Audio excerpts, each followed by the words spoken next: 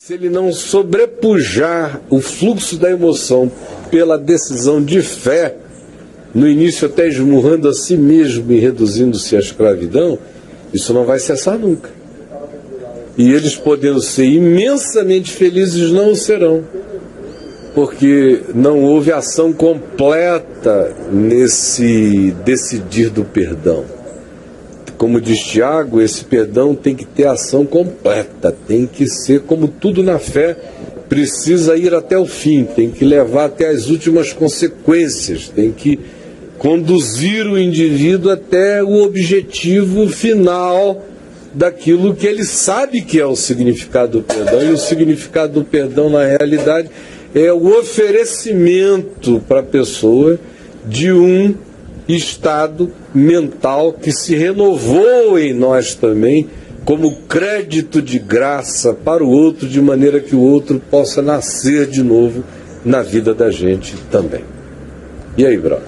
Caião, 4 casos relacionados aqui, pegando reboque nessa amiga, de ciúme de marido,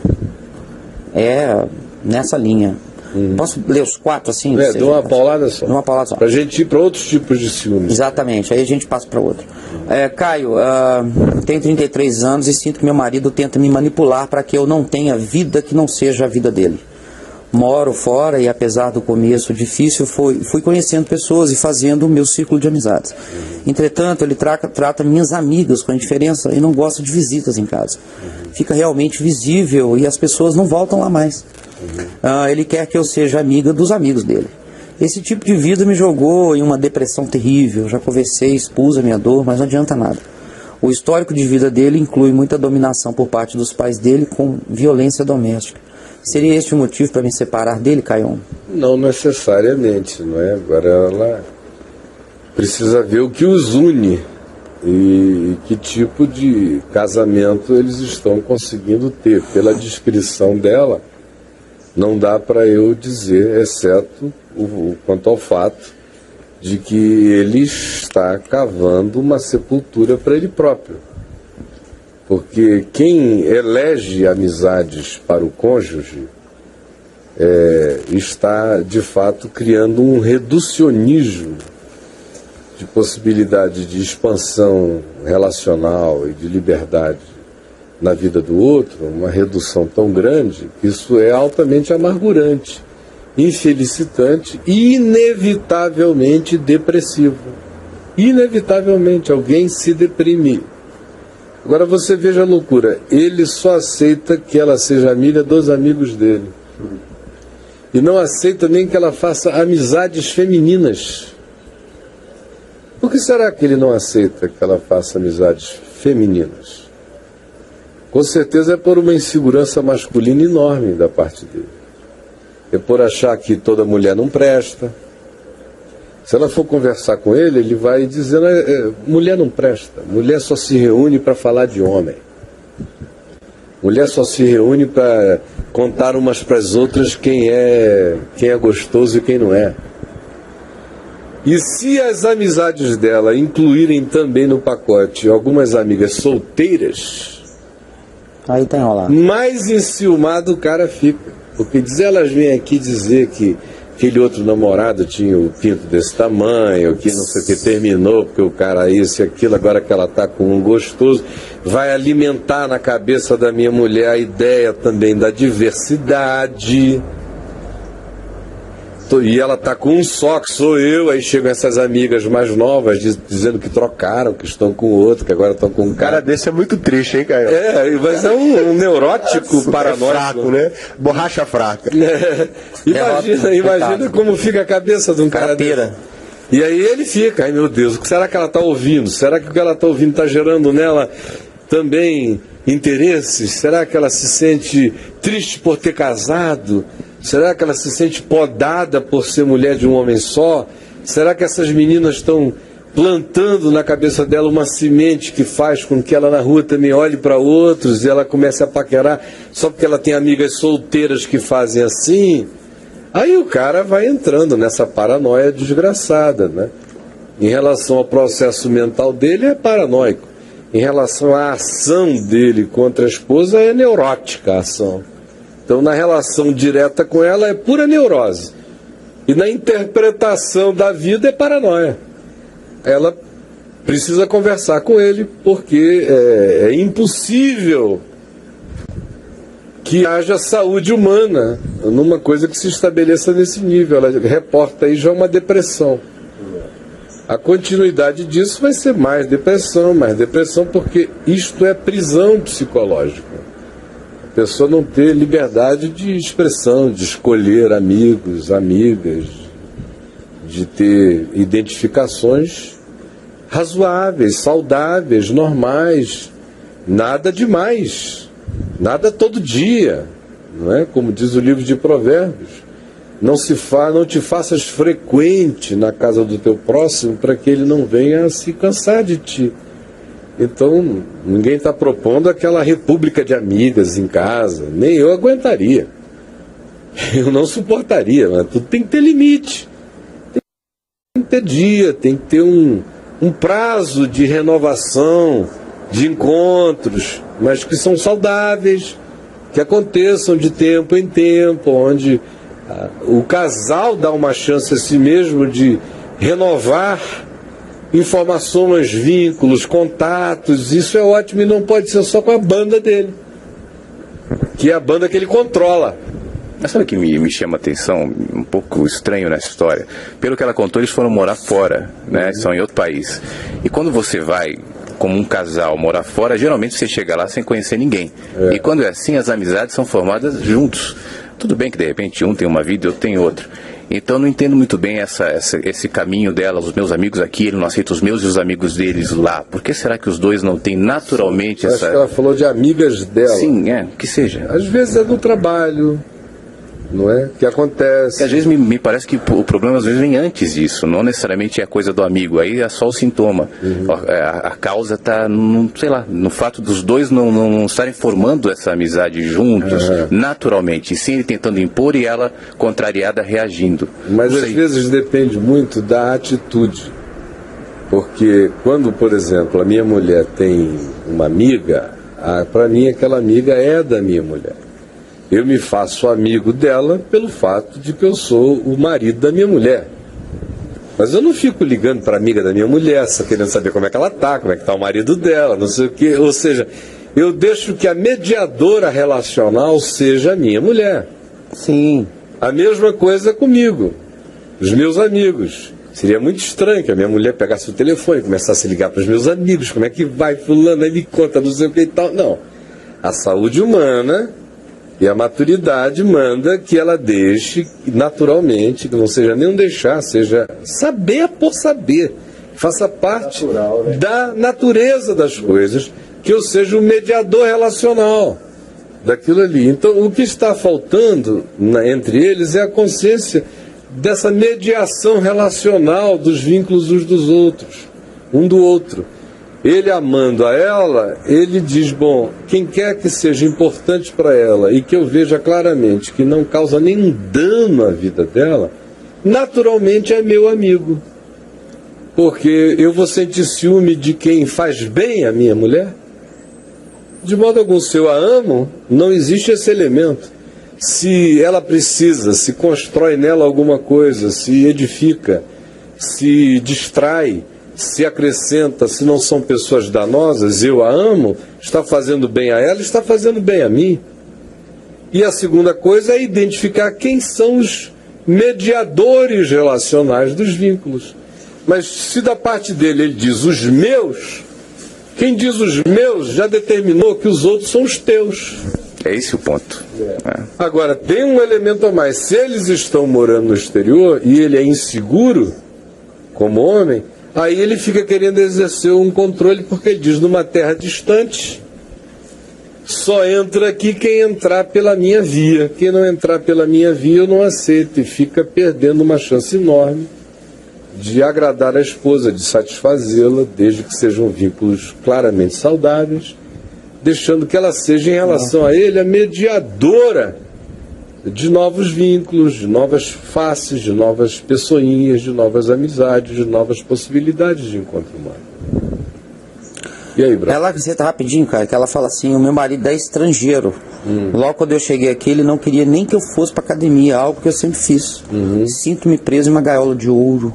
Se ela dissesse em que país, era mais fácil a gente entender a cultura dele. Tá, vamos aguardar então, eu vou passar pra frente, tá? Porque se for em Portugal, Espanha, Japão, Itália, a gente até compreende aquela cultura aprisionante. Dificilmente será norueguês, sueco, inglês, escocês. São culturas muito mais arejadas, francês.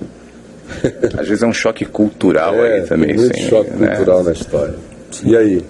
Então vamos lá. Meu marido, cara, ele tem ciúmes de mim, uma desconfiança de mim fora do comum. A todo lugar que eu vou, ele fica com uma conversa se eu tô afim de trair ele. Se eu dou carona para um amigo da faculdade, geralmente ele conhece. Ele pergunta se o cara tá dando em cima de mim. Ele vê tudo com olhos maus. Se eu saio com uma amiga demais, ele quer saber se eu tenho coragem de virar sapatão. Pô, seu cara é muito... Ele tem medo que a mulher dê até pra amiga. Tá saindo com a amiga dela. Pô, tu vai virar sapatão agora, brother? Quando uma boa cantada de uma mulher te seduz... O cara tá podendo. Esse aí não tá moleza, não. Ele pega a tua clínica geral. Agora, olha só, eu não tô querendo levantar nenhuma lebre desnecessária, nem nada assim. Mas, número 1, que a gente tem que falar a verdade. Mas me dói, às vezes, ter que levantar as questões. Quando um cara é excessivamente ciumento, um cara ou uma carinha, um homem ou uma mulher, quando eles são excessivamente ciumentos, assim, do nada, sem ter tido nenhuma razão para isso, e é esse ciúme malicioso, em geral ele só está passando um atestado em cartório de como é a cabeça dele, de como é a mente dele. Então ele é que, entendo, uma colega de trabalho no carro sente uma coceira, um comichão entre as pernas. Acho que ela vai fazer igual. Sente um Viagra natural subindo. Eita. Aí ele já surta, diz, quando ele vê a mulher dele nas mesmas circunstâncias, ele transfere o pacote daqui para lá. Aí polui. Sabe os caminhos, né, Sabe Caio? os caminhos a partir da natureza dele. Você entendeu? Quando ele vê, até quando ele chega ao ponto de dizer, escuta, uma mulher bonita, sapatão, que te desse uma cantada, você pegaria? Não necessariamente quer dizer que se ele levasse uma cantada de um cara, de um homoafetivo, ele iria, mas quer dizer que o nível de insegurança dele em relação ao papel sedutor que a mulher tem na existência é tão grande que ele imagina que até uma mulher homoafetiva teria o poder de seduzir a mulher dele, mostrando o extremo de até onde vai a fragilidade dele em relação ao significado da figura feminina como elemento de poder sedutor na alma. Então, todo homem ou mulher extremamente ciumento, sem razão de ser, estão expressando sua própria alma, mesmo que não tenham ainda feito nada errado na vida. Mas estão expressando a sua interpretação, a sua fragilidade, o seu olhar, as suas tentações, as suas lascívias. E um detalhe a mais que torna isso imensamente maior. Quando o cara já traiu, a mulher já traiu, quando já aprendeu a como ocultar no celular, como criar e-mail oculto, como não sei o que, como omitir, como driblar, e porque fez, qualquer que seja a coisa que o outro cônjuge, mesmo que nunca tenha feito nada, faça, do tipo, tá falando no telefone com a mãe, aí ele entra, mas ela estava contando uma coisa que por uma questão dela ela não está querendo que ninguém saiba, porque às vezes é uma coisa da mãe. Ela só está dando uma resposta à mãe. A mãe abriu o coração com ela, estou com um problema com teu pai. Não necessariamente o marido, o genro tem que saber. Às vezes a mãe não quer que ninguém saiba, ela está falando baixinho, não, mãe. Trata o pai assim, mãe, não sei o que e tal. Aí quando ele chega, ela altera um pouco, tá, mãe? Depois então a gente fala aí, na cabeça do sujeito, com quem você estava falando, porque você mudou de voz, porque não sei o que, por causa daquilo, por quê, hein? Porque ele já mudou de voz muitas vezes antes. Quando ele estava no telefone, era falando com a nega do lado de lá. E aí entrou alguém. Então, Zezinho, o jogo do Vasco, não sei o quê. Não, foi 3-0. Foi 3-0. E vai. Conclusão. O cara acaba sendo vitimado por aquele efeito bumerangue do qual a gente já falou, que retorna sempre. Então, o indivíduo extremamente ciumento, que nunca fez, mas seja ciumento por causa da subjetividade lasciva que possua, toda vez que expressa isso, está mostrando o seu atestado em cartório do estado da sua alma. E se já fez uma vez ou muitas vezes, ele tenderá a ser perseguido pela fantasmagoria do demônio da sua própria traição em relação à sua companheira, que nunca fez nada, mas que será perseguida pelo que o persegue. Até porque, Caio, a falta de coragem de enxergar a si mesmo e ver os seus fantasmas faz com que ele combata, porque o fantasma vai continuar falando cada vez mais à medida que ele vai negando, ele combata no outro. Quanto mais ele transferir, mais o fantasma cresce. Exatamente, ele está respondendo ao fantasma dele no outro o tempo todo, e é um peso muito grande para o outro, né? E como ele não pode sair se maltratando, ele maltrata quem está ali ao lado, e, supostamente é a pessoa que potencialmente teria o poder de feri-lo. Então, a priori, ela já começa a apanhar pelas surras que ele se dá. E só se dá tais surras porque ele mesmo não se resolveu. Porque no dia em que ele se resolver, no dia em que a lascívia dele sumir, ou que o potencial traidor dele desaparecer e o coração dele se pacificar, ele só terá a possibilidade de agir desse modo se for com zelo, ou seja, se ele perceber uma anomalia extremamente adoecida chegando perto ou se instalando proximamente ao seu cônjuge, mas não sendo alguma coisa que chegue com todas essas características da doença explícita, dentro dele mesmo ele está limpo de interpretações maliciosas e ele não reagirá assim, porque ele terá se pacificado no perdão de Deus e na certeza de que em si mesmo ele não só mudou nos olhares e nas subjetividades lascivas, mas ele mesmo mudou nas decisões interiores de não assim ser e de nem assim praticar. Aí ele se pacifica. E a gente volta para aquilo que você tinha falado agora há pouco e que eu considero o grande desafio da vida de todo mundo, que é se aquietar. A gente vive uma série de estímulos o tempo todo, em todos os níveis, inclusive esse estímulo da culpa, dos fantasmas que a gente vai tentando achatar aqui dentro. O dia que a gente se aquieta e para de ouvir essas vozes, a gente começa a enxergar com clareza. Porque toda a ação que a gente tem em relação ao outro não deixa de ser uma reação em relação a nós mesmos. Seja uma atitude legal ou não. Então, o dia que a gente se aquieta, a gente começa a reagir de uma forma positiva, a partir daquilo que a gente enxerga como bem aqui dentro.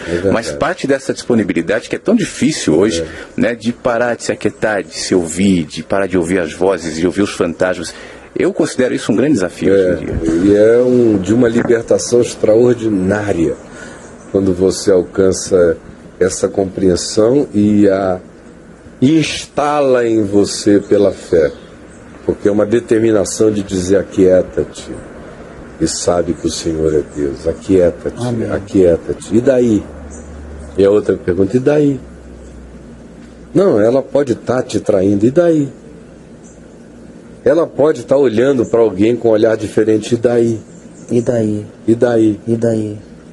Interessa a mim, se eu estou ou não estou, em mim. Ela, e daí? E daí?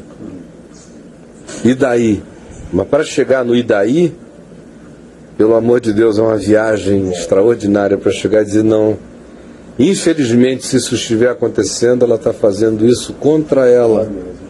Contra ela, está se traindo, está se enganando, está se fazendo mal, mas eu não vou virar um bicho, eu não vou virar o Minotauro, eu não vou ser a besta de Creta.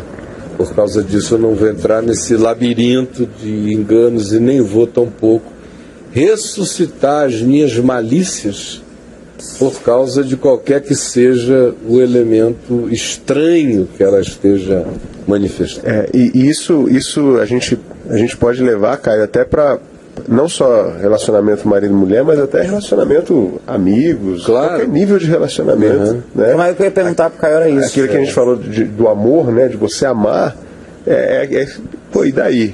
Não sou eu que tô sendo traído, na verdade, né? A pessoa que está se traindo em qualquer nível de Isso vai relacionamento. até além, vai até em relação à importância que você dá à tua vida. Claro, Nada vai mais fazer tanto sentido quanto essa percepção de quem hoje a gente vê muitas pessoas dizendo eu não ouço a voz de Deus, ou vem aqui porque Deus falará com você, mas se esquecem que é nesse silêncio que a gente ouve a voz de Deus com mais facilidade, porque Deus fala o tempo todo. Claro, a questão é que a gente não ouve. A questão é que a gente prefere ouvir outros barulhos, ouvir vozes ou fantasmas mesmo aqui dentro, e se esquece que é nessa quietude, nesse descanso, nesse silêncio que a gente ouve a voz de Deus, que vai iluminar relacionamentos com as pessoas, com a vida e com a gente em primeiro lugar.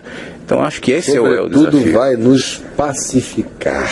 Paz. Braulio tem outras questões de outros níveis vinculados ao ciúme, mas eu estou sentindo uma urgência. Está precisando de paz. Eu estou precisando. Não é isso? Eu estou precisando de uma pacificação, de um outro nível. Eu sei como é. Eu ia fazer um trocadilho, porque a palavra paz dá um trocadilho. Então pode, mas não estou precisando de pasta, não.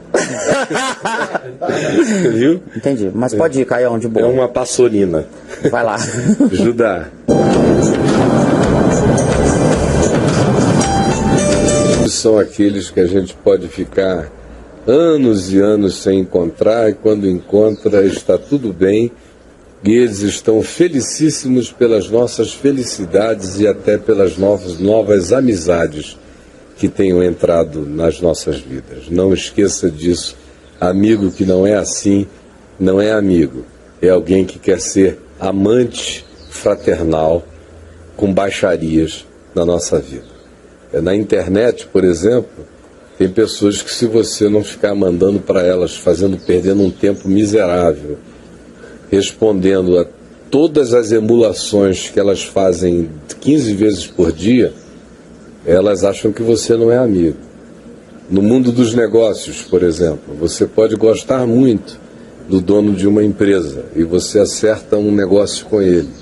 E aí você diz, olha fulano, daqui para frente quem vai fazer a interface do nosso relacionamento é fulano, porque eu estou atribulado com muitas coisas, eu não vou dar conta disso, de modo que isso chegue onde tem que chegar. Pronto. Parece que você é casado com ele e ele apanhou você saindo de um motel com alguém, daí em diante ele vai tratar você mal, serão cartas formais, ele vai tratar mal a quem você determinar que seja aquele que com ele vai falar. É aquele tipo de amigo que diz que só conversa se for com você sobre qualquer assunto que interesse a ambos, o que deveria fazer bem a todo mundo. Não são amigos, são apenas seres de alma adoecida, e está lotado de gente assim por aí. Braulio. Que a pessoa não se permita sequestrar por isso. Também porque muitas vezes esse tipo de cobrança vem usa um apelo do tipo, você é uma pessoa tão boa, você não está preocupada comigo. E movida por não, eu estou fazendo mal por aquilo, a pessoa se permite sequestrar por uma condição dessa, até achando que vai melhorar o outro. E fica alimentando a doença. E não deixa, e alimento, né? E aquilo vai crescendo. Então dá um claro basta. Não necessariamente algo ruim, de uma maneira arrogante ou agressiva, mas clara. É fundamental, até para que aquilo não cresça. Né? Você imagina se eu fosse entrar nessa? Eu não ia fazer outra coisa na vida, a não ser ficar teclando o dia inteiro para segurar essas varinhas desses pratinhos, balançando esses pratinhos de gente doente.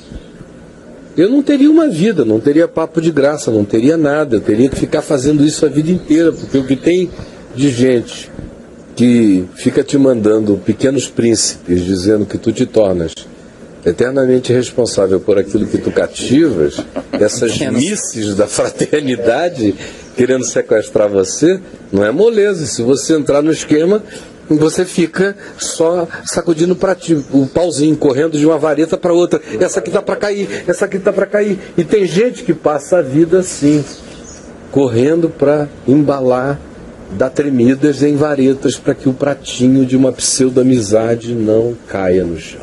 Isso quer dizer, esse texto de Saint-Exupéry, né? O Pequeno Príncipe, você é responsável por aquilo que cativas, é algo usado como argumento e incorporado pela maioria das pessoas como algo legal, quando na realidade não é. Você não é responsável para alimentar a doença do outro. Lá no meu site tem um texto, quem quiser procure lá em pesquisa, escreva cativas. Tem um texto que é uma pergunta: tu te tornas eternamente responsável por aquilo que cativas? E é uma paulada nesse princípio que é uma doença, é uma fábrica de sequestradores e de sequestrados afetivos. Braulio. Caio, bom dia. Gostaria muito da sua ajuda no seguinte sentido. Uma mulher.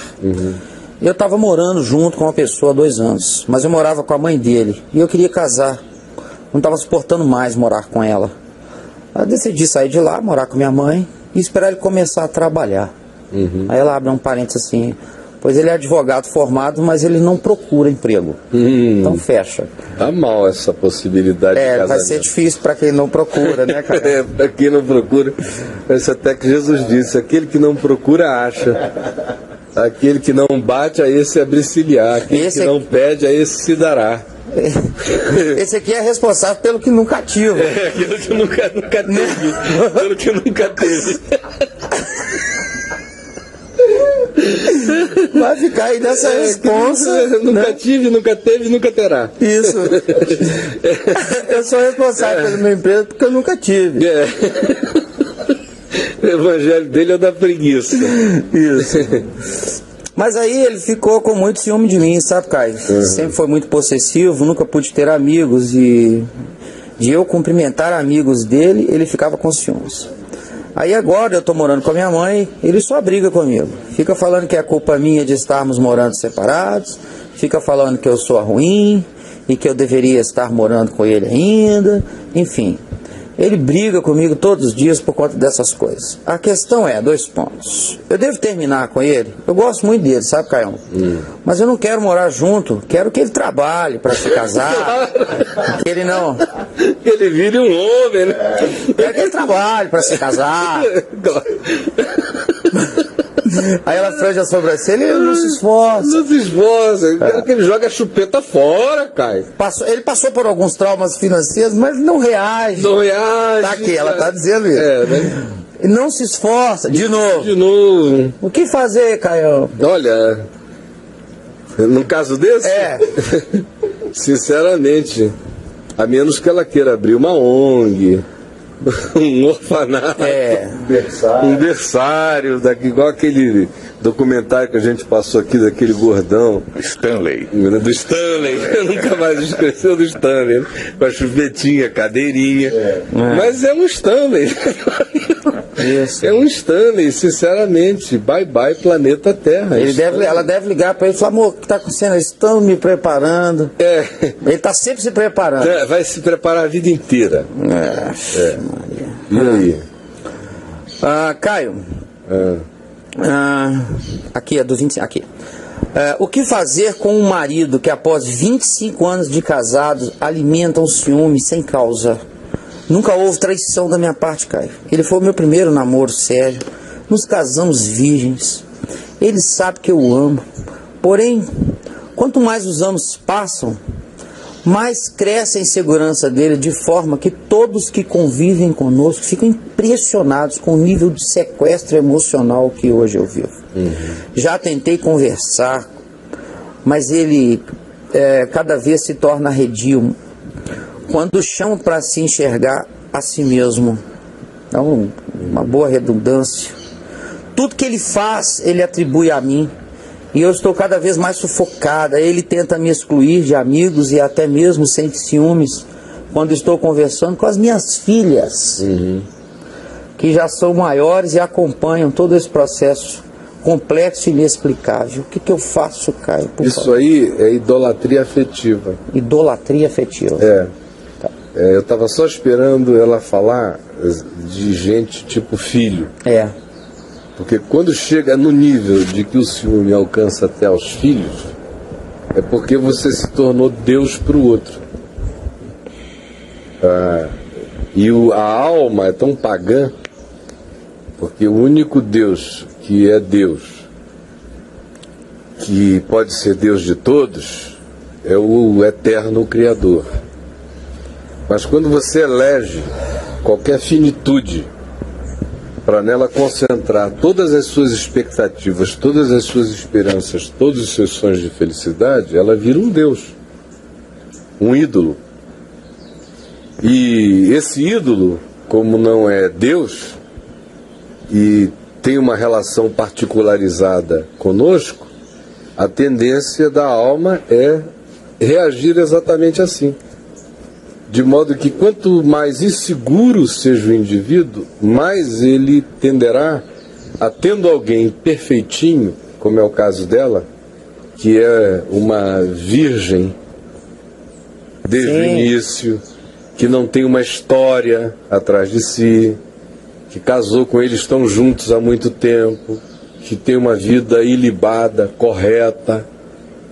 Tanto mais quanto ela seja essa pessoa, ela não tem que deixar de ser essa pessoa que ela é, mas para esse indivíduo inseguro e que acha que ganhou na loteria e que qualquer outra vida fora dessa relação não existiria para ele, que ele é um eleito e um afortunado pela graça de ser amado por esta mulher, tamanha a insegurança dele, o culto emocional e afetivo que ele faz a ela é tão grande e vai se amesquinhando de maneira tão intensa que ele passa a se ciumar até dos filhos. Foi por isso que eu esperei chegar à narrativa dos filhos. Eu já vi isso demais. Quando o cônjuge sente ciúme do amor que o pai ou a mãe tenham por filhos, é um sinal clássico de idolatria afetiva. O Deus da alma dele é ela. Ele não pode conceber dividi-la com nada nem com ninguém, porque ele se projetou tanto nela, ele fez dela tanto a completude dele, que ele não tem mais um eu particular, sem que isso seja, de fato, uma expressão do ser dela dedicado a ele. O eu dele é ela dedicada exclusivamente a ele. Sim. É o tamanho da idolatria dele. É necessitar da afirmação ininterrupta dela para com ele, incluindo até os filhos, significando dizer que o eu dele é tão fragilizado que vem dela o que ele chama eu nele. É profunda essa doença. Aí até os filhos viram um elemento de competição. E esse é um ciúme de uma patologia de natureza espiritual e psicológica extraordinária. E ele precisa de tratamento. Muito tratamento. Agora, ele precisaria primeiro se enxergar, ver a total doença de um marido que sente ciúme dos filhos, que sente ciúme do sogro, da sogra, dos irmãos, da esposa, mesmo daqueles de quem não se deve ter ciúme sob hipótese nenhuma, se a relação for nas medidas naturais. Não pede nem zelo como aplicativo. E ainda assim o indivíduo tem, ele precisa primeiro se convencer da sua própria doença, o que vai ser muito difícil, porque se ele se convencer disso, ele vai ter que admitir que ele vai precisar se recriar como uma individualidade, como um indivíduo. E poucas doenças geram na gente uma renitência tão grande quanto essa que toca a necessidade da recriação do nosso eu. O cara tem mais facilidade de largar o crack, de parar de tomar pico na veia.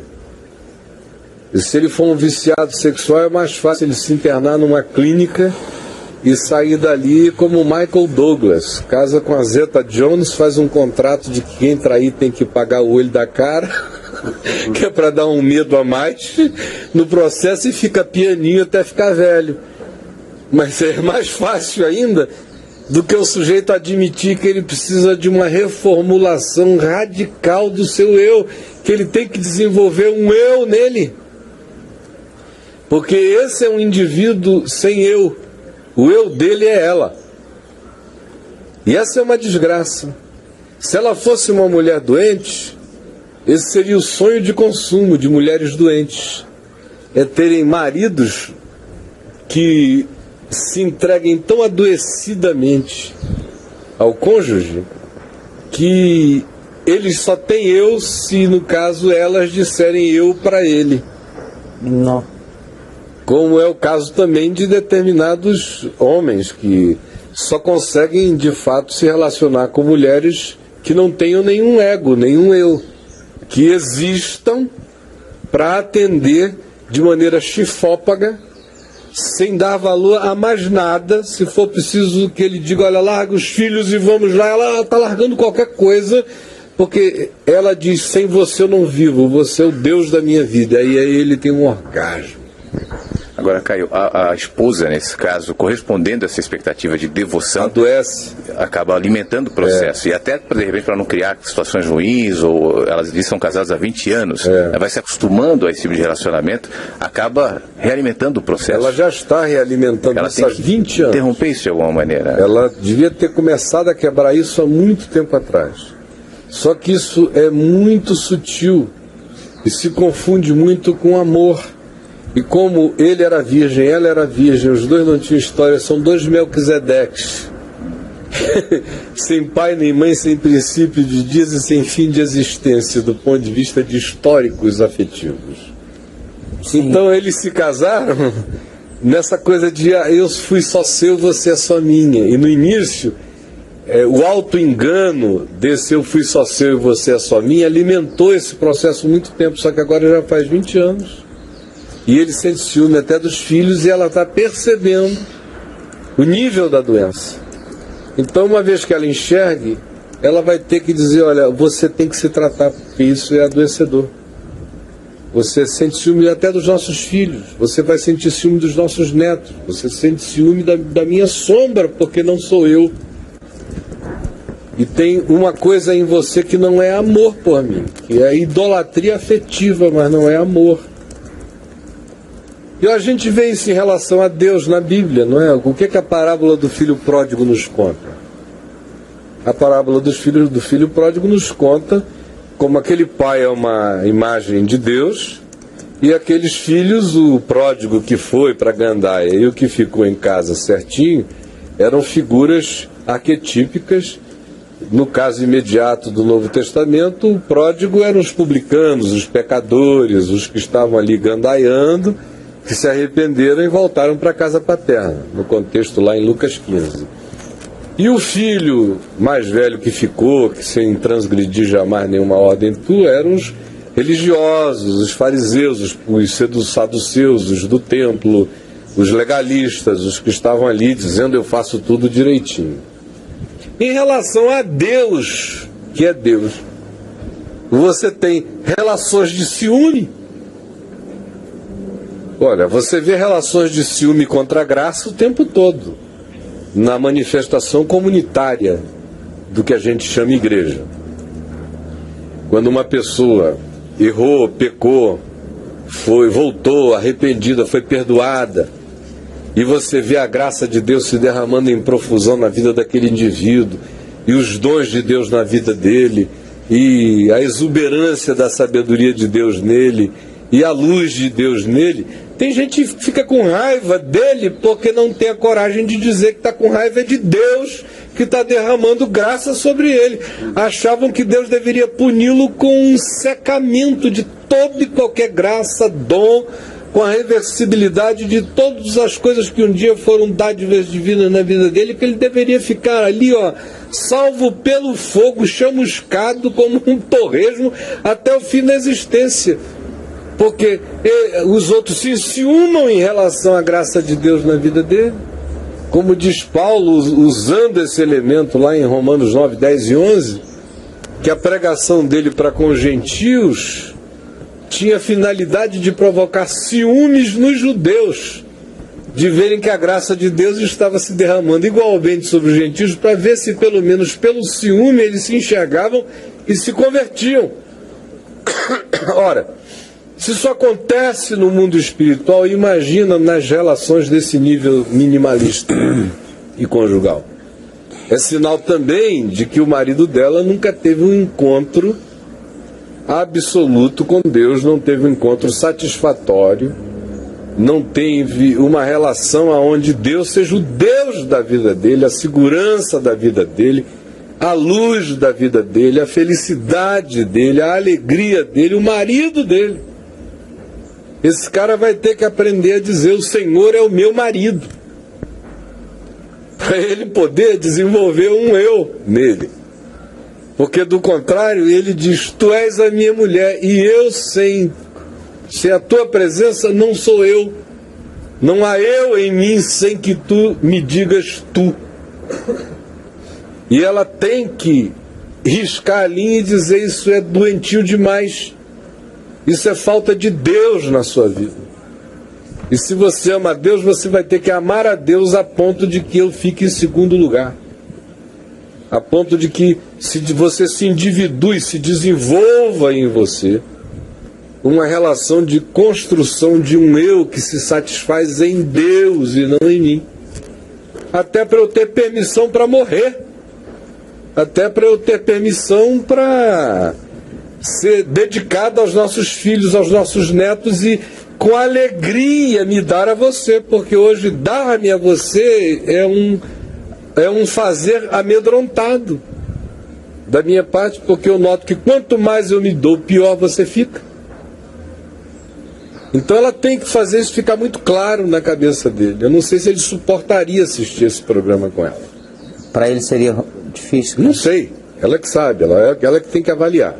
Agora, se ele suportar, era bom ele ver o programa com ela e se enxergar, porque ele idolatrou a esposa, ela é a Nossa Senhora dele. Caião, só uma pergunta aqui. Ele é um devoto de Nossa Senhora, com uma peculiaridade: os devotos de Nossa Senhora ficam muito felizes no Círio de Nazaré com aquela multidão que vai também em devoção comum.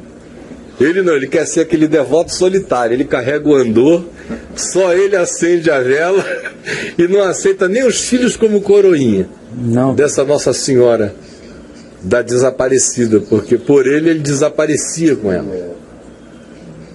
Para ninguém nem mais enxergá-la, só ele. Nossa Senhora desaparecida, lá de casa. De todos, do mundo e da vida. Nossa. Aí, só uma pergunta, Caio. Se vamos supor que essa esposa dele tivesse uma morte súbita, como é que o eu desse cara ficaria? Ele vai entrar num colapso, numa depressão absoluta. Se ele sair dela, vai ser pura bênção e graça divina. Porque quando tem a mesma coisa acontecendo com mulheres em relação a homens, o cara morre, a mulher morre depois. Porque não tem mais vida, não existe referência. São aquelas mulheres de Nazaré, lá em Portugal, né? Vamos chamá-las assim. E o marido, se morrer, ela veste preto para sempre e ela não consegue ter alegria com os filhos, nem com os netos, nem com ninguém. São pessoas que inclusive mudam a dieta, passam a comer só pão, água e frugalidades, porque elas se negam a sentir qualquer prazer. São mulheres que vão ficando de bigode. Mas fica igual a Perpétua, irmã da Tieta lá. Perdem todo quando não se matam de tristeza. Tem umas que entram num processo tão depressivo que o organismo colapsa e elas morrem. Tristeza deliberada mata. Mata rapidinho. Tristeza deliberada mata. Mata rapidinho. Vamos seguir? Vamos. Então vamos lá. Caião, eu sinto que a minha mãe quer me controlar. Ciúme de mãe. Eu e meu marido... perdão. Não, mulher não. É que eu pulei uma linha aqui. Sinto que minha mãe quer me controlar e controlar. Já há muito tempo estou tentando fugir da minha mãe, pois sinto que suas preocupações em relação a mim são doentias, pois ela não tem uma boa relação com a minha esposa. Aí eu fujo dela, sabe, cara? Como o capeta foge da cruz. Bicho, o cara fugindo da própria mãe. Ô, gente. É o que o controlador consegue, é ficar sozinho. O que fazer com essas mães super protetoras, mas que na hora que precisamos realmente dela, ela sai fora, sabe, Paião? Principalmente se o assunto for dinheiro. O que eu faço? Eu conheço essas figuras que só querem filhos para fotografia, para bibelô e para enfeite. E para adulação. Filhos servos. Mas elas mesmas socorrerem, servirem, ajudarem, ou serem mães e pais desinteressados, mais interessados na felicidade dos filhos, e se os filhos estiverem felizes, felizes eles estão. Eu conheço muitos que conseguem não ser assim. São aqueles que só estão felizes se o filho também ou a filha puserem a esposa ou o marido em segundo lugar. Eles não entenderam o princípio do Evangelho que diz que são os pais que entesouram para os filhos. São aqueles pais que querem que os filhos trabalhem para eles e não eles a vida inteira tendo aquela consciência de que eles são os entesouradores para os filhos. O que fazer com uma mãe desse tipo? Número 1 é dizer na lata mesmo, né? Tem que dizer, mano. Tem que abrir. Não adianta ficar mandando mensagem de fumaça, Fugindo. nem fugindo, nem desaparecendo, porque quando chega lá é aquela torrente de amarguras. Aí quem leva a culpa é a mulher dele, porque aí ele fugindo, ele se acovarda, ele se acovardando, ele transfere a responsabilidade pela evasão dele para a esposa. E a esposa vai virando uma megera. Que a mãe fala, depois que você ficou com ela, você não quer saber de mim. Não quer mais saber de mim, sem dizer que ele próprio não aguenta isso. Então, até por uma questão de hombridade, de não deixar que a esposa fique pagando essa conta, ele tem que dizer, mãe, quem não aguenta isso sou eu. Eu não aguento por causa disso. As pessoas têm muito medo da verdade, da clareza, do enfrentamento, do dizer honesto. E aí não percebem que quanto mais elas fogem do confronto verdadeiro, que pode curar, que pode libertar, que pode acordar, que pode acender a luz, que pode iluminar essas trevas, tanto mais quanto fujam, mais as trevas crescem, mais as suspeições aumentam, mais a doença se avoluma, mais tudo que é horrível simplesmente se dilata. A gente só vence essas coisas enfrentando-as na cara, tratando disso com aquele amor verdadeiro, botando a espada da verdade na mesa e dizendo, olha, eu amo você, mas eu não vou me submeter a essa doença. Eu quero amar você com liberdade, com espontaneidade, com tranquilidade. Quero honrar você com toda a alegria do meu coração. Agora você não permite. E eu não vou me sujeitar a isso porque isso é doença. E se a sua mãe, você que está reportando o fato acerca da sua mãe, se a sua mãe se disser crente, se disser alguém que crê na palavra, a palavra está repleta quanto ao fato de que a gente tem que se desapegar de pai e de mãe, para que a gente possa ser discípulo de Jesus, porque do contrário, Jesus disse, ninguém pode ser nem discípulo dele, se a gente vive nesse nível da dependência e do apego adoecido. De modo que o amor é o mistério dele, ele ama sem apego. Ele ama porque ama, mas não é porque ele depende, não é porque ele precisa, não é porque ele respira do outro. Ele respira de Deus, ele respira em si mesmo, ele respira porque ele é.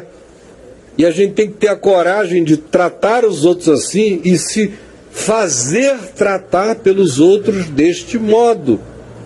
Qualquer outra tentativa é alimentação de enfermidade.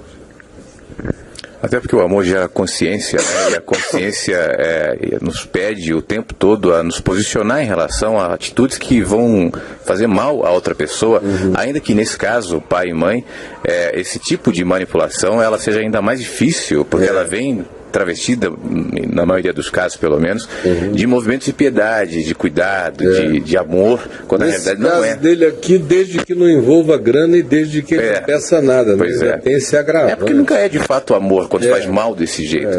Então a consciência, porque eu imagino... É egoísmo materno. O tipo de culpa que um filho se sente ao, num determinado momento, ter que se posicionar de maneira clara diante dos pais que não estão percebendo a dimensão do negócio. Mas isso é uma virtude, é o fruto do amor também, né? Porque ela sofre de um complexo de Jocasta, né?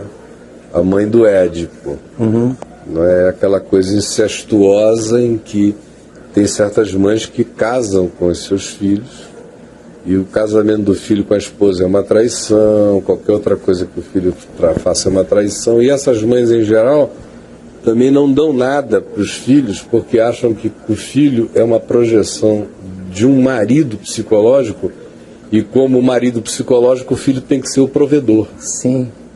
Então tem todo o delineamento desse complexo jocastiano na alma da mãe dele. Ele precisa tratar disso na verdade. Ô Caio, mas em se tratando de um caso entre mãe e filho, essa mãe não ama ou ela não sabe amar? Ela não sabe amar.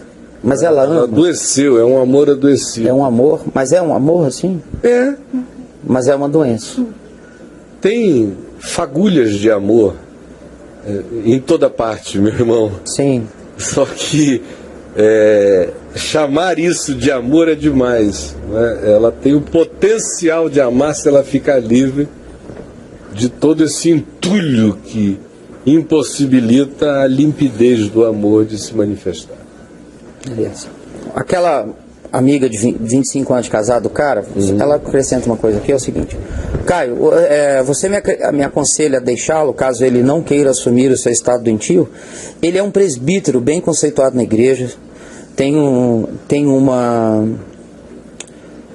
reputação na igreja e na sociedade onde moramos, mas não admite dialogar com absolutamente ninguém sobre nós. Bom, eu não posso aconselhar. Já afastou até muitos amigos de nosso convívio. O que eu faço? Não vou aguentar levar isso por muito tempo. Ela que tem que saber o que ela aguenta e o que ela não aguenta. Eu não posso dar um conselho desse a ela. Olha, deixe. Não posso. Essa é uma decisão dela. Não está na minha alçada. Deus me livre de interferir tanto numa coisa de tamanha subjetividade. Às vezes eu faço aqui algumas intervenções porque a coisa é tão grotesca, é tão adoecida, é tão surubenta, é tão nojenta, é tão canalha, é tão desumana, é tão perversa, é tão explicitamente sequestrada, é tão desgraçadamente inconcebível que você tem que dizer: saia daí. Agora, num nível de subjetividade desse, é ela que tem que decidir até onde ela aguenta, até onde ela não aguenta. Certo? Tá. Caião, gostaria de saber qual a sua visão sobre o ciúme de Josué em relação a Moisés, Números 11, 29. E os ciúmes de Deus em relação ao ser humano, Tiago 4, 5. Do ciúme de Deus em relação ao ser humano, vá lá no meu site, no caiofabio.net, escreva a palavra ciúmes, e eu escrevi faz acho que uma semana um texto sobre o Espírito Santo, o ciúme do Espírito Santo por nós. Vá lá e leia. caiofabio.net, pesquisa ciúmes. Eu não me lembro agora como é que está lá o título do texto, mas se escrever ciúmes em pesquisa você vai achar, porque a palavra ciúmes está no título do texto. E leia e você vai entender o significado do que seja Deus, o Espírito Santo, tendo ciúmes de nós. Está bem claro, bem explícito. Com relação ao ciúme de Josué por Moisés, se tratava de zelo de Moisés, não era ciúme dizendo eu quero Moisés só para mim. Não tinha nada a ver com isso. Tinha a ver com uma atitude de um discípulo que não se conformava em ver como a maior parte de Israel tratava mal a Moisés. Era zelo por Moisés em relação a ver como os anciãos de Israel eram ingratos, eram esquecidiços, como toda hora estava havendo uma conspiração contra Moisés e Arão, como o tempo todo o povo estava em estado de descontentamento, como sempre estavam surgindo grupos querendo fazer uma sublevação contra Moisés. É nesse sentido que se diz que o coração de Josué tinha ciúmes, tinha zelo, por cuidado, por carinho, por intenção de preservação de Moisés, mas não era aquele zelo dizendo Moisés é só meu e eu não divido ele com ninguém, ao contrário, de modo algum. Esse é o espírito. Agora, quando se diz lá que se derramou, que Moisés mandou que se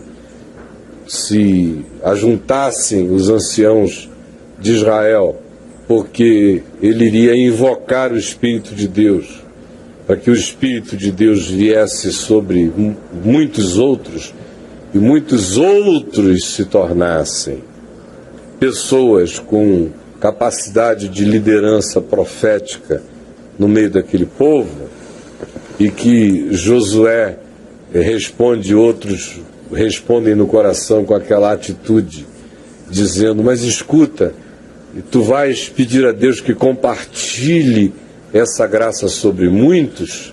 O que de fato existia no coração deles quando o Espírito veio e se derramou sobre um monte de gente ali, era uma falta de confiança na liderança dos outros. Era um medo de que, havendo aquela unção na vida de outros, o respeito, a convergência em relação a Moisés diminuísse.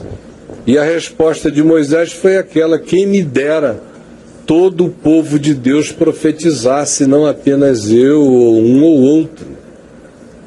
Assim como a gente vê aquelas manifestações no Velho Testamento, não de ciúme, mas de inveja, o tempo todo em relação a Moisés. Até Arão e Miriam tiveram inveja enciumada. Nesse nível, ciúme e inveja muitas vezes se misturam, como a gente vê também com Dotã, Corão e Abirão, aquela manifestação de inveja pela liderança de Arão.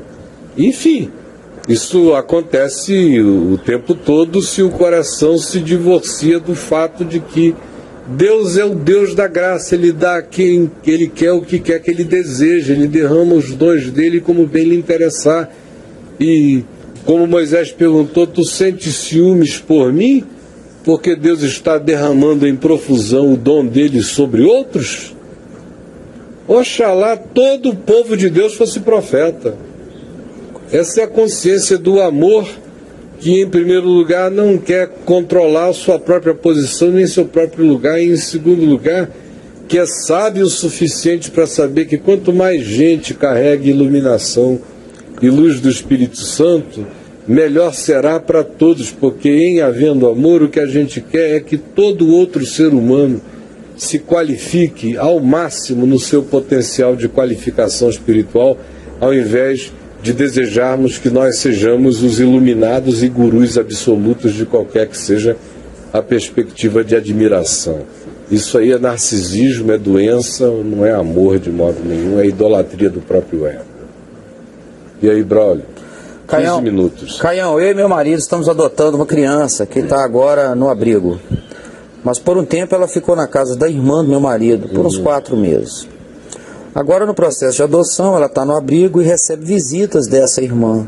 E eu tenho ciúmes disso. Para com isso. Moro fora do Brasil, espero os trâmites da adoção. Ai, ai, ai. Enquanto isso, fico me policiando e me controlando por causa desses ciúmes. Na verdade, eu gostaria que a minha menina não tivesse passado por lá.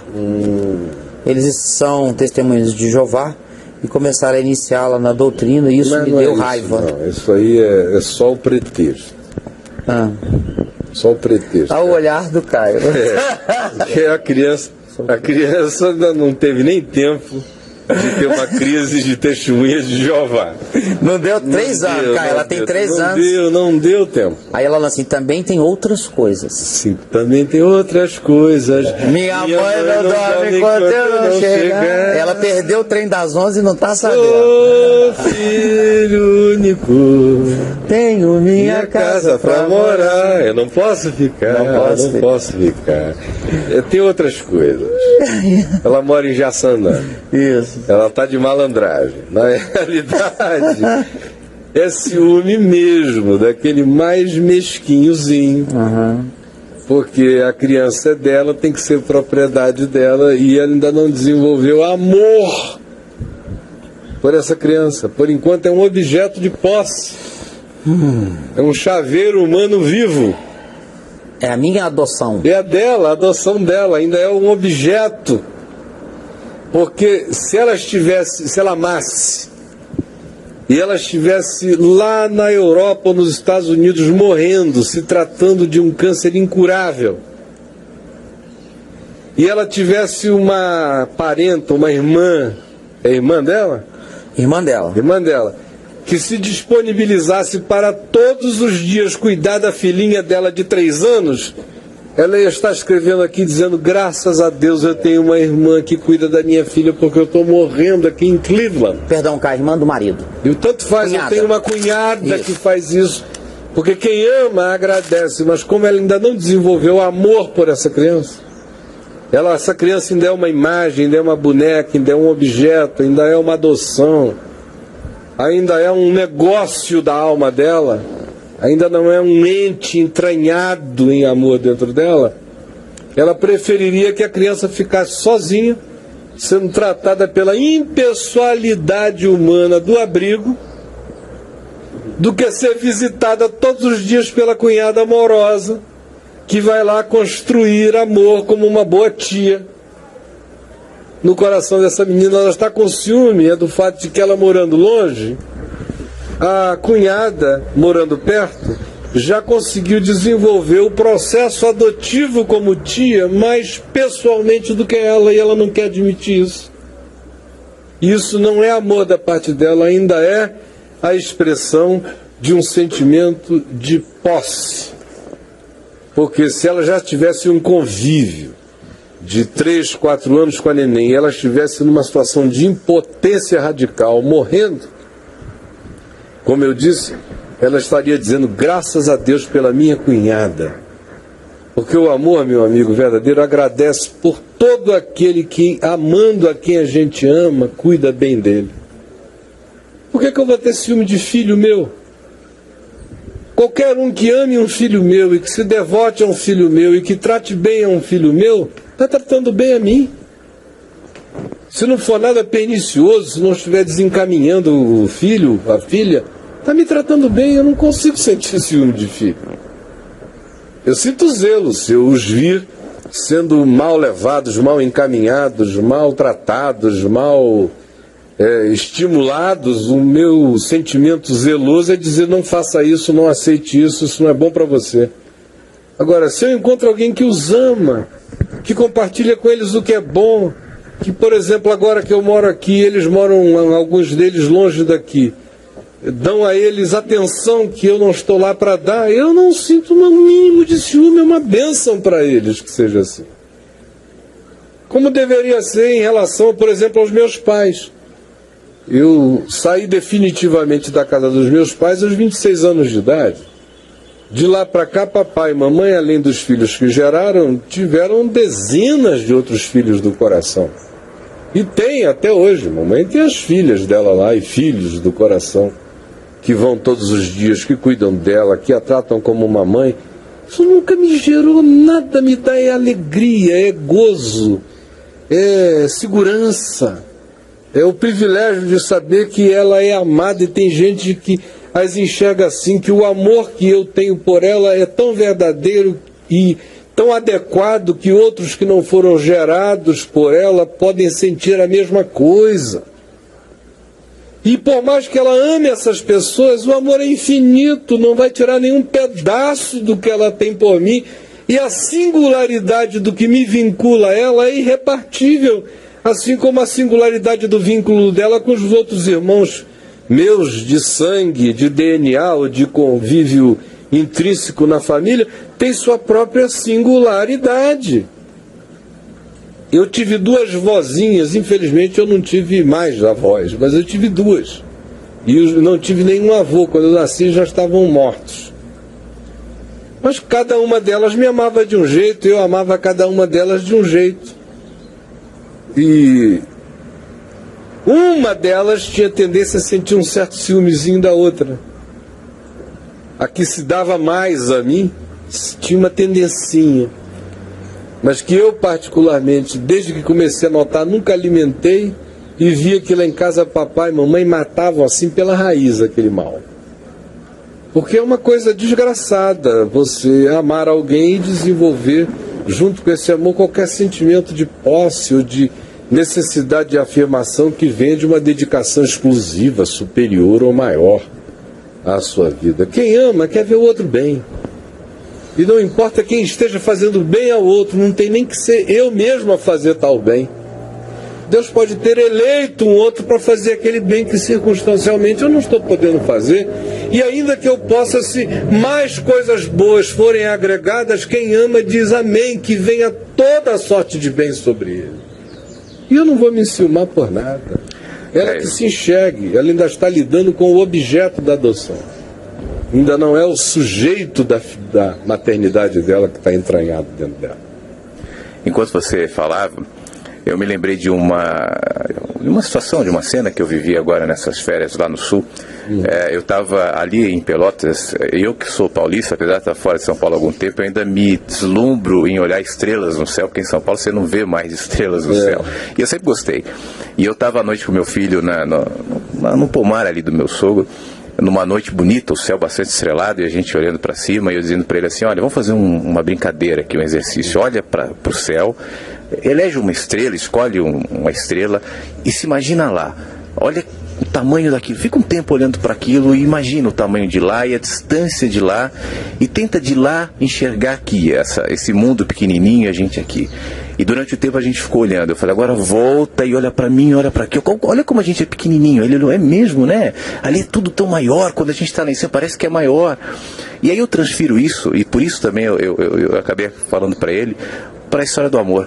Quando a gente se enxerga no amor, a gente percebe que o amor é tão maior do que todas as nossas questõezinhas e muito maior do que aquilo que eu possa perceber, ainda que eu tenha uma dimensão boa, uma percepção razoável do amor, mas ainda assim essa percepção só me empurra para a conclusão de que ela é muito pequena.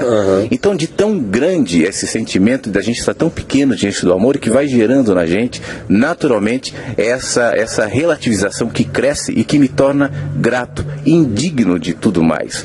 Então, inclusive do amor, do apreço, do afeto, da relação de quem quer que seja, aí sim eu me torno servo através da minha gratidão, e aí eu quero o bem. Eu não vou ficar nessas picuinhas, nesses ciúmes, porque eu sou tão pequeno em relação a isso. Então essa dimensão do amor só nos empurra, não no sentido de achatar ou diminuir, mas para essa relativização que é tão necessária para esse espírito de gratidão. É a mesquinharia da virtude. A mesquinharia da virtude é aquela que diz o seguinte: eu só aceito o bem que eu faça aos outros. Mesquinharia da virtude. Que só aceito o bem que o próprio indivíduo faça aos outros. A quem se ame. Qualquer outro agente de bem e de bênção na vida dele, eu me enciumo. Isso não é amor. Isso é apenas onipotência pseudo-virtuosa. E que quer gerar no outro uma idolatria afetiva. Quer que o outro diga, tudo que eu tenho e recebi veio de fulano. Veio do meu pai, veio da minha mãe. Veio tudo que de bom que os meus filhos receberam, eles só receberam de mim. Que fecha a vida para outras contribuições, que não permite as verdadeiras adoções. Porque o que é adoção, minha gente? O que é adoção no fim de tudo? Adoção é a consciência da não prevalência do sangue, nem do DNA, nem do organismo, nem da animalidade, nem do corpo, nem dos fluxos seminais, nem de nada disso sobre o amor. Adoção é isto. É quando eu chego e digo, bom, eu não gerei esta criança. Eu gerei esta, aquela, geraram, mas eu decidi que essa criança será minha filha. No início não é porque você necessariamente olhou e se encantou, às vezes é uma decisão do coração, o coração está mandando você fazer aquilo. Às vezes até a escolha, humanamente falando, na hora não seja a melhor possível. Às vezes você escolhe uma pessoa doente para adotar, um neném defeituoso, uma pessoinha de uma fragilidade extrema que você não sabe nem se vai se criar. Mas a decisão impessoal do amor disse, pega e faz isto. E você pegou e começa, e aí aquele amor que antes era uma impessoalidade vinculada a uma decisão de fazer o bem, vai se internalizando em você e aquele ente vai virando uma pessoa na sua alma. E logo você não consegue mais distingui-la dos filhos naturais e de DNA e de consanguinidade que você gerou, e ela se estabelece no mesmo nível em que os chamados filhos naturais se estabelecem por uma razão também sublime. Até os filhos naturais só se tornam filhos realmente de nós mesmos se a gente transcender o sangue, o DNA e a animalidade e os amar no espírito e na alma. Do contrário, se eles começarem a se tornar uma negação da nossa natureza, se você é um macho chauvinista e tem um filho que é gay, você já não ama mais aquele filho porque ele é uma negação do seu DNA. Você é uma mulher completamente ilibada, que foi para o casamento com a vida toda certinha e tem uma filha que dá uma descacetada aos 18 anos de idade.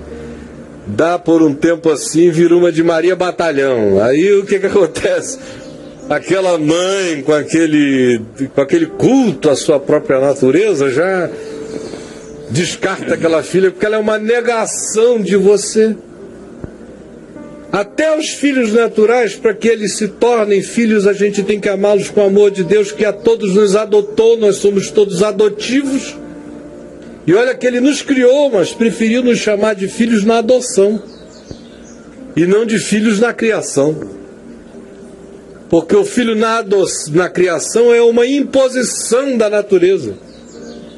O filho na criação, na adoção, é uma escolha livre do coração.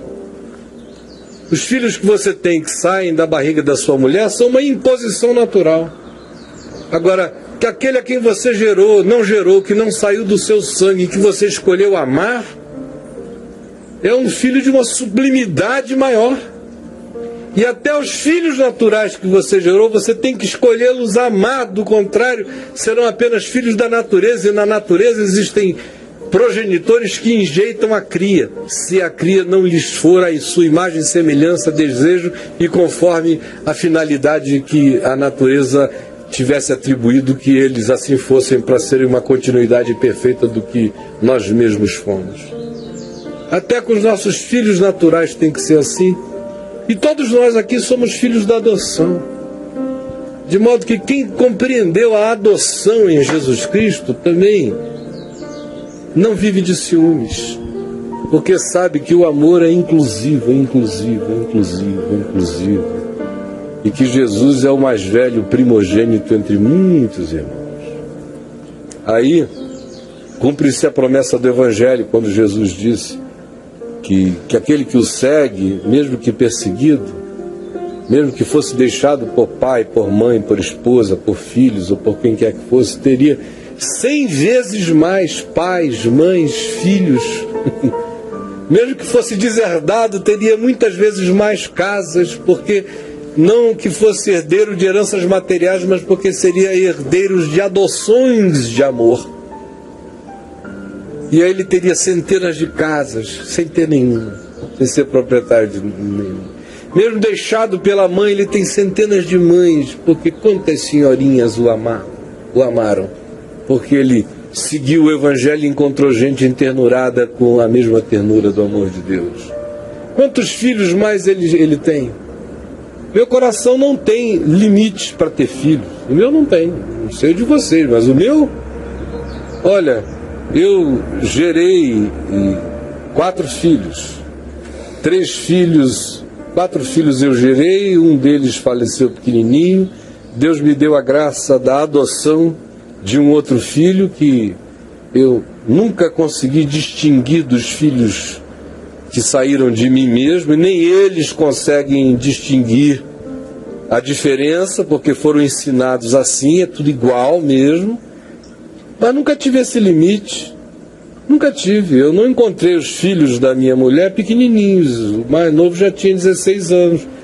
Mas quanto mais os anos passam, mais tempo eles estão vivendo comigo do que eles viveram antes de eu os conhecer. E quanto mais o tempo passa, mais internalizados, mais entranhados em mim eles vão se tornando, de modo que minha capacidade para amá-los, não apenas chamá-los de filhos, mas senti-los como filhos, não tem limite. Isso não tira nenhum pedaço do Ciro, nenhum pedaço do Davi, não tiraria nenhum pedaço do Lucas, não tira nenhum pedaço da Juliana. E bem-aventurado é o filho meu que entender que isso não tira nenhum pedaço deles. Porque o amor não vai dizendo aí, porque eu estou amando o Braulio, eu tenho que diminuir a minha cota aqui com o Fernando. O amor é infinito. A abrangência dele torna o universo pequeno. Cabem todas as estrelas de todos os universos no amor, porque Deus é amor. O Criador é amor, por isso o quase infinito continua a se expandir dentro dele. Pelo amor de Deus, é assim em todas as relações, e quando a gente entende isso, os ciúmes têm que acabar. A gente tem que saber que o amor de quem a gente ame por uma outra pessoa não nos defrauda, não nos arranca nada, não diminui nada, e bem-aventurado é aquele que assim entender. Quem não entender vai viver para ser mesquinho, para mesquinhar o outro, para eleger as briguinhas da enfermidade da doença humana, para infelicitar, para diminuir a possibilidade de dilatação do coração dos demais seres humanos. De modo que esse foi o nosso tema do dia. Eu espero que, pela graça de Deus, ele tenha sido útil a muita gente. Antes de terminar, eu quero apenas lembrar a você que a nossa campanha dos R$101 continua ainda durante todo esse mês de janeiro. Judá, lembra para a gente outra vez sobre esta campanha da qual a VMV-TV se torna tão necessitada, de que você a entenda e de que você, entendendo, participe hoje. Roda. Você está conectado na VMV-TV. E você sabe, nosso conteúdo é completamente diferente de tudo que existe por aí.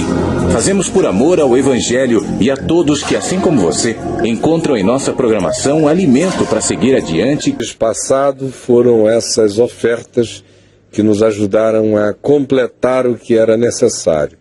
E neste mês, que é ainda um mês mais difícil, eu espero que você faça isso. Nós ficamos com tudo parado aqui até o dia 23, a programação repetiu, muita gente de férias, de modo que eu espero de coração que você nos ajude, contribua, você que faz regularmente as suas contribuições normais, e acrescente às suas contribuições essa ainda chamada oferta de Natal.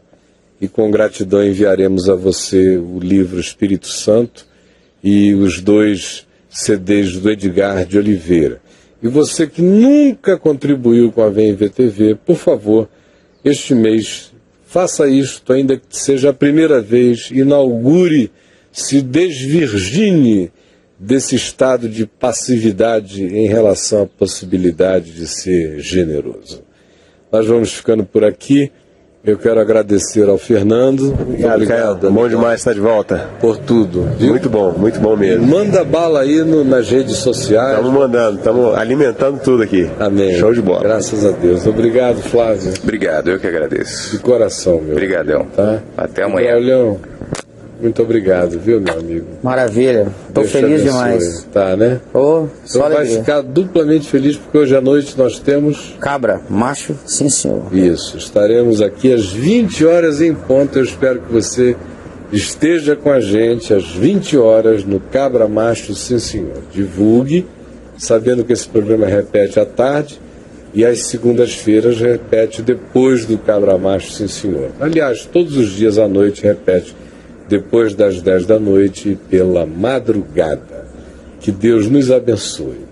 Senhor Jesus, eu imploro que o que dissemos não tenha sido uma falação nossa, mas que o Teu Espírito tenha feito todos os aplicativos necessários daquilo que foi Evangelho, sabedoria do Evangelho, Espírito do Evangelho, ciência do Evangelho, poder do Evangelho no coração de cada pessoa que, necessitando, disse: eu quero, eu preciso, eu creio, eu acolho, eu aceito.